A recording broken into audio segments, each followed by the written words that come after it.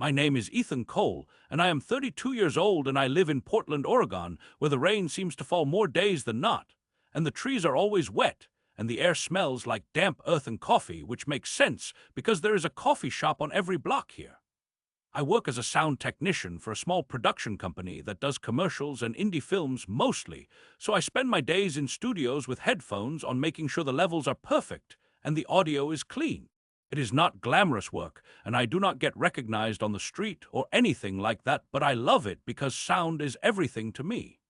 When a film works, it is not just because of the pictures, it is because of the way you feel the music and the silence between words and the way a whisper can give you chills. I have always been sensitive to sound. As a kid, I could hear my parents fighting through the walls when they thought I was asleep, and I would press my ear to the vent and listen to the way their voices cracked when they said things they could not take back. That is why I became good at this job. I notice things others miss. I live in a small house on the edge of Laurelhurst neighborhood. It is not much, but it is mine. I bought it after my father passed and left me some money, and I fixed it up myself, painting the walls and replacing the old carpet and installing new speakers in the ceiling, because I wanted to be able to hear music everywhere, even in the kitchen while I made dinner. I have a cat named Miso who sleeps on my soundboard sometimes and licks the cables like they are strings. My life was quiet and steady, and I liked it that way. I did not have a lot of friends. Not because I am rude or mean, but because people do not always understand how serious I am about my work. They will say, "Oh, that sounds cool," and then talk about something else like I am just a guy who pushes buttons and not someone who helps tell stories with sound. But that was okay. I had my routines and my rituals. Every Friday night I went to the same bar called the Echo Lounge, where the jukebox only plays vinyl and the drinks are strong and the lighting is low.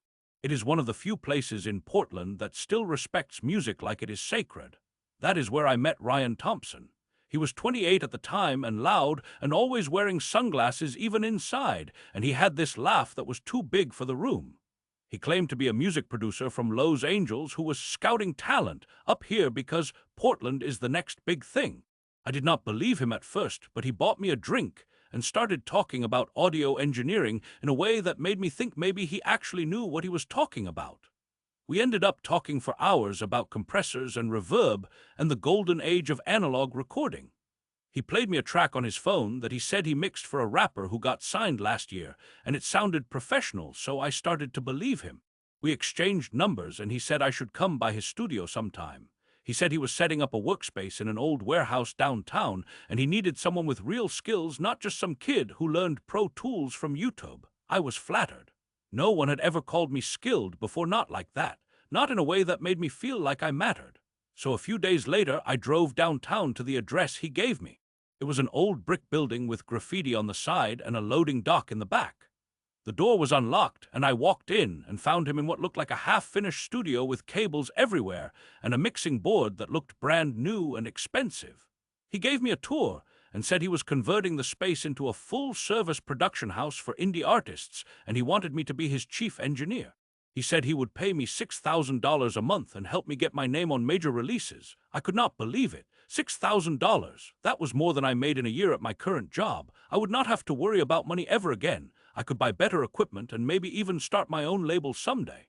I said yes right then and there, and we shook hands, and he said we would start next week. I spent the entire weekend telling myself this was real. I bought new studio monitors and a high-end microphone and cleaned my entire house in celebration.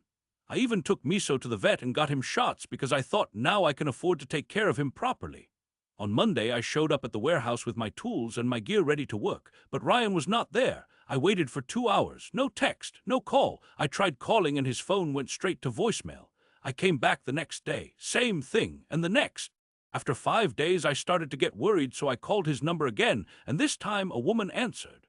She said Ryan had moved to Seattle and left no forwarding number. I asked who she was, and she said she was the landlord, and that Ryan had not paid rent in 3 months, and that I should get off the property before she called the police. I was humiliated. I drove home in silence with my new microphone, sitting on the passenger seat like a ghost of what could have been. I felt like an idiot. A grown man who believed a stranger's promises like a child believing in Santa Claus. I went to my bank and looked at my account. I had spent over $4,000 on equipment, already money I did not have saved for emergencies. I maxed out a credit card. Now I was in debt and unemployed because I had quit my old job before I started working with Ryan. My boss had been angry when I called, but I told him I was moving on to something bigger, and he said, "Don't come crawling back when it falls through." And now I was crawling. For 2 weeks I did not leave my house. I barely ate. Miso would rub against my leg, and I would push him away because I could not stand to be touched. I listened to the same sad album on repeat, a record by this obscure Portland band that no one knows about called The Drowning Year, and the singer has this voice that sounds like rain hitting a tin roof. I played it so loud the neighbors complained, and I did not care. I wanted them to hear it. I wanted everyone to know how broken I felt, but then something changed. I was sitting in my studio room late one night and I heard a sound, a small pop in the left speaker, just a tiny click, and I leaned in because I knew that sound. It was a ground loop, a bad connection, and instead of being annoyed, I smiled, because for the first time in weeks I was listening like an engineer again, not just hearing but hearing, and I realized that Ryan had taken a lot from me, but he had not taken my ears. He had not taken my mind, and if he thought he could ruin me just by disappearing, he was wrong, so I started to plan. I had no way to find Ryan through official channels. No one knew where he went, but I remembered things, little details from our conversations. He had mentioned working with a band called Neon Veins, and he said they were from Eugene. He talked about a club in Seattle called the Black Note, where he said he had booked shows before, and he had a habit of posting pictures on social media without tags, just blurry shots of studios with the gear in the background. I started searching. I found an old Instagram account under the name RT Sound that had been inactive for months, but the last post was a photo of a mixing board with a coffee cup on it. The cup said Best Producer in the Northwest and had a logo I did not recognize. I zoomed in. In the reflection on the board I could see part of a window, and in the window was a sign. It was backwards, but I flipped the image and I could read it. It said Olympia Audio Supply. I looked it up. Olympia Audio Supply is a music gear store in Olympia, Washington, about an hour and a half south of Seattle. They sell high-end used equipment. I called them pretending to be a customer and asked if they had seen a guy matching Ryan's description. The woman on the phone said yes, actually, he came in a few weeks ago and sold a bunch of gear, including a vintage Neve preamp that raised suspicion because it had been reported stolen from a studio in Vancouver. She gave me the address of the motel he used to stay at when he was in town. I drove to Olympia the next day. The motel was a rundown place called the Sleep Easy with cigarette burns on the walls and a clerk who looked like he had not slept in a week. I asked about Ryan and showed him a photo. The clerk said he stayed in room 12 and that he was there for about 10 days and left 2 days ago. But he said Ryan had mailed a package from the post office across the street before he left. He said Ryan was yelling on the phone about how he needed to get his master recordings to a label in LA and that he could not trust digital transfers. I went to the post office. I asked the clerk if they could tell me where a package was sent from this address in the last 2 weeks. She said no, of course not, that is private, but she said if I knew the tracking number I could look it up online. I did not have that, but I had another idea. I waited outside the post office for hours until I saw the mail truck leave for its deliveries. I followed it in my car and watched where it dropped packages. I noticed that one house on the route got a lot of shipments. It had a big fence and a security camera and a motorcycle parked outside. The name on the mailbox was R. Thompson. I took a picture and drove home. I spent the next 3 days doing research. I found a property record under Ryan Thompson for a house in Olympia.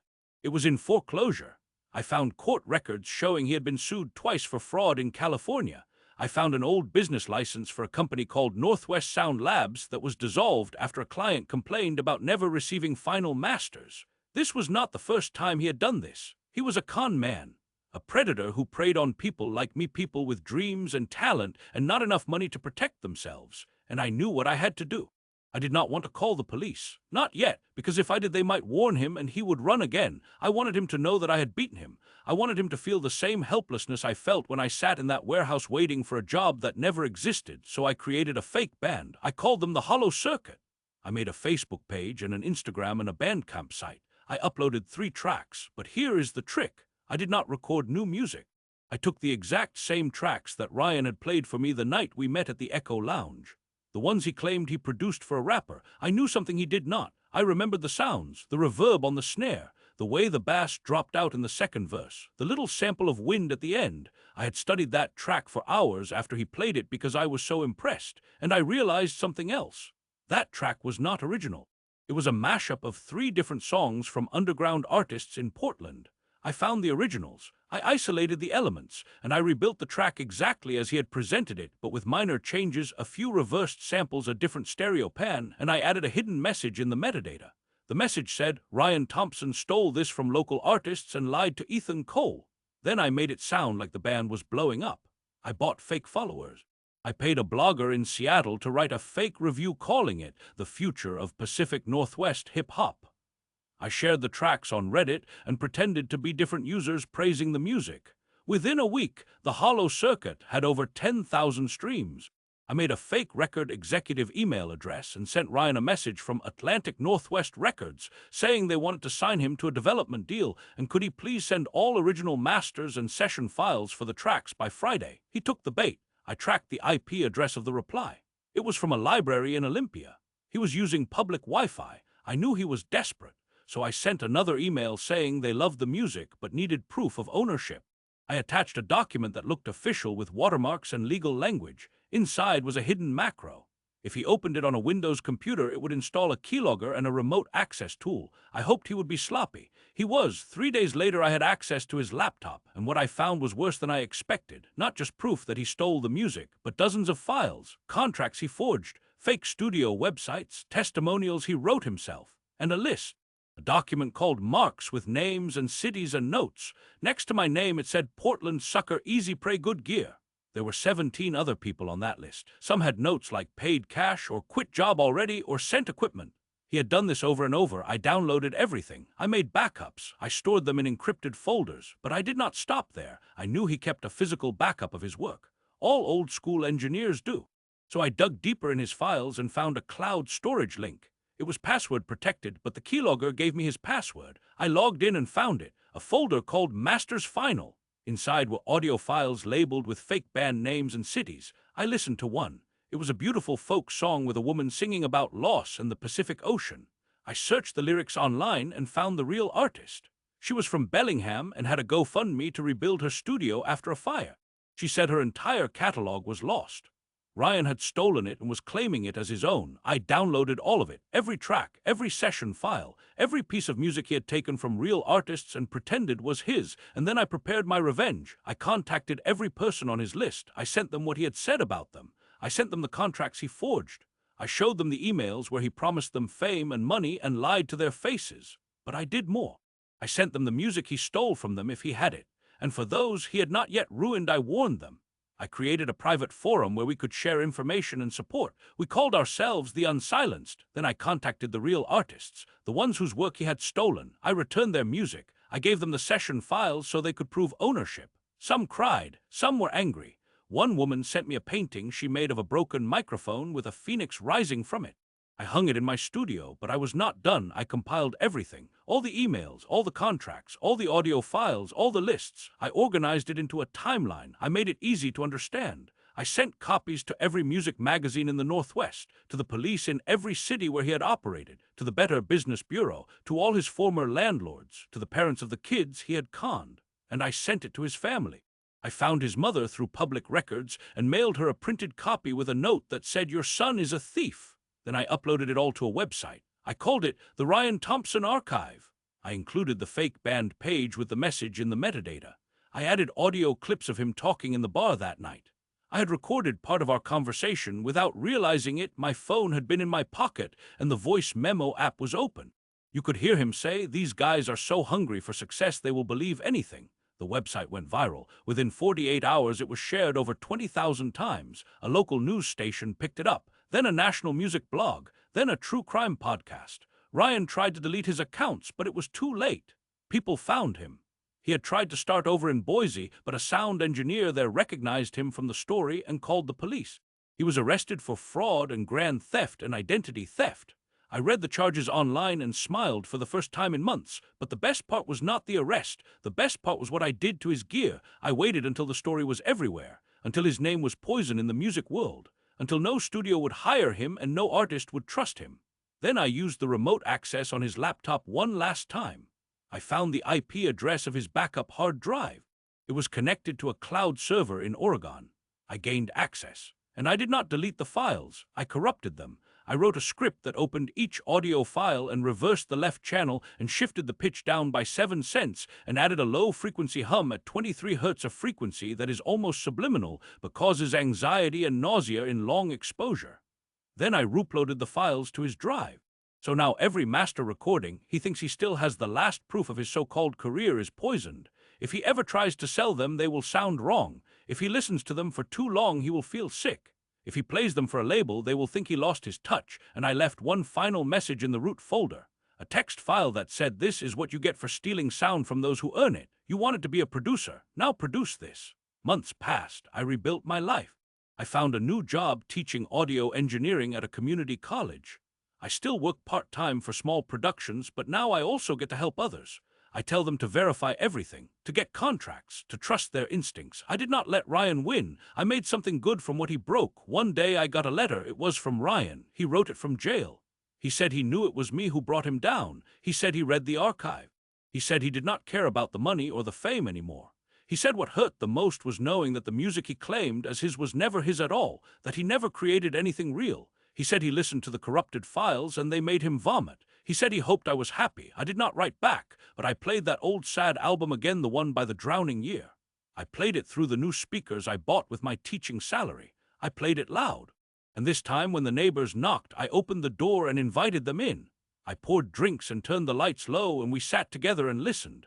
And for the first time the music did not feel like sorrow. It felt like victory. And then last week something strange happened. I got a message from a woman in Berlin. She said she was a sound artist and she had found the corrupted files online. Someone had uploaded them to a pirate music forum. She said she did not know the story behind them, but she was fascinated by the hum and the reversed audio, and she had turned it into a new piece called Ghost Signal, and it was being featured at an art festival in Germany. She asked if she could credit me as a collaborator. I wrote back and said yes. And I smiled because Ryan Thompson, the man who tried to steal my life, had become part of a song after all, just not the one he thought.